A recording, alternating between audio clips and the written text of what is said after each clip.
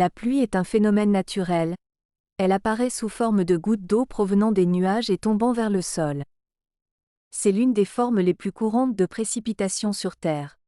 Il existe deux types de précipitations. Les précipitations stratiformes. Elles couvrent une grande étendue, durent longtemps mais sont de faible intensité. Elles se produisent dans les zones de basse pression et les creux et sont associées à des nuages de type stratus.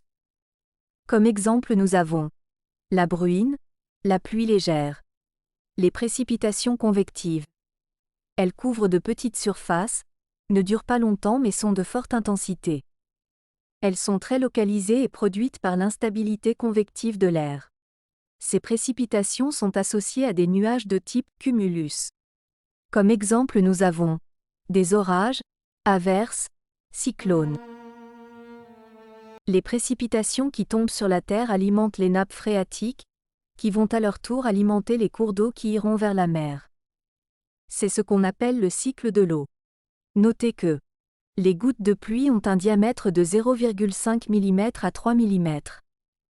En cas de forte turbulence, elles peuvent atteindre 6 mm. La pluie issue de nuages, stratus, dure généralement longtemps et est de faible intensité.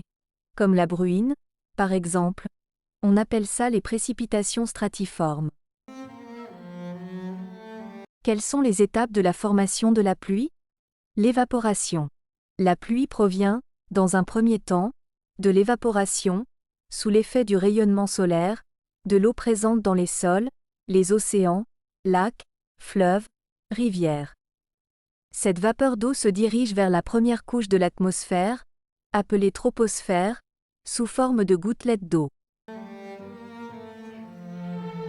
La pluie issue des nuages, cumulus, est généralement plus intense, ne dure pas dans le temps et est plus localisée.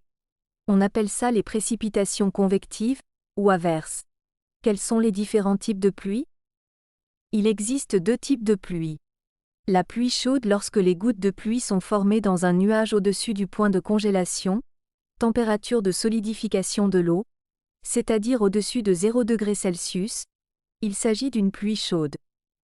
Elle provient d'un nuage chaud. La pluie froide. Elle provient d'un nuage froid, c'est la neige. Si les nuages sont au contact de couches d'air très froid, inférieures à 0°C, les gouttes de vapeur deviennent des cristaux de glace. En s'amassant, ils deviennent trop lourds et tombent vers le sol.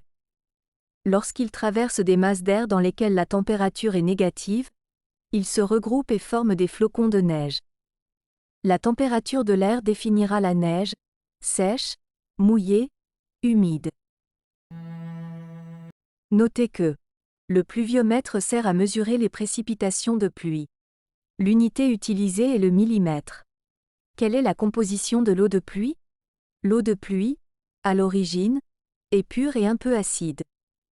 Cependant, lorsqu'elle chute, elle se charge de minéraux et de polluants qui se trouvent dans l'atmosphère. Sa composition varie donc selon la géographie, zones agricoles, industrialisées, forêts, et la qualité de l'air de la zone où elle tombe.